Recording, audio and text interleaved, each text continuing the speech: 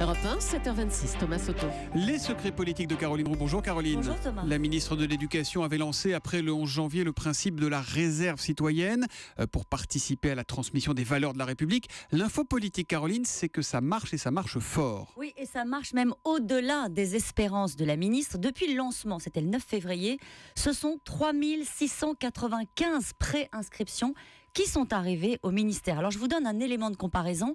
En un mois, c'est l'équivalent du total de la réserve citoyenne de la défense. Oui. Ces bénévoles qui veulent aider l'école dans sa mission d'éducation à la citoyenneté et à la laïcité sont pour 70% issus des régions, 30% d'Île-de-France, autant de femmes que d'hommes, avec quand même une surreprésentation des professions de la communication, des avocats et des chefs d'entreprise. Pour l'instant, et c'est ça qui est étonnant, le dispositif n'est pas encore en place. Il va falloir attendre le mois de mai pour installer un site internet à proprement parler, trouver les moyens de faire une vérification quand même des profils et enfin nommer un référent dans chaque académie pour mettre en lien les bénévoles en fonction des demandes dans les établissements. Le problème, Caroline, c'est qu'il faut aller vite pour rester sur la dynamique, entre guillemets, du 11 janvier. Et oui, vous avez raison, c'est le sujet. Il ne faudrait pas qu'une bonne idée, qu'un élan de générosité se fracasse, comme disait le Premier ministre, contre la lourdeur et l'inertie de l'appareil d'État.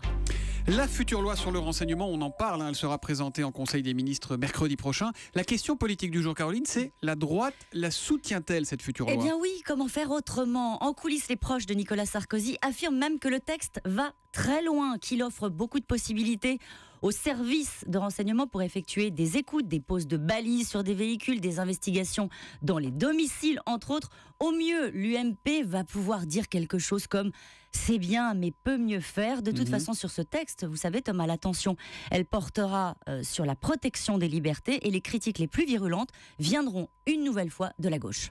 Et puis on va en entendre parler, Caroline, de notre Premier ministre voyageur. Mais oui, Manuel Valls prend large. Le Premier ministre est en Pologne aujourd'hui.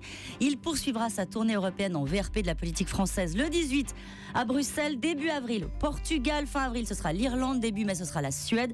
Le président a dit clairement qu'il ne changerait pas de Premier ministre. Et bien Manuel Valls remplit son agenda. Les secrets politiques de Caroline Roux tous les matins à 7h25 sur Europe 1. À demain, Caroline. À demain.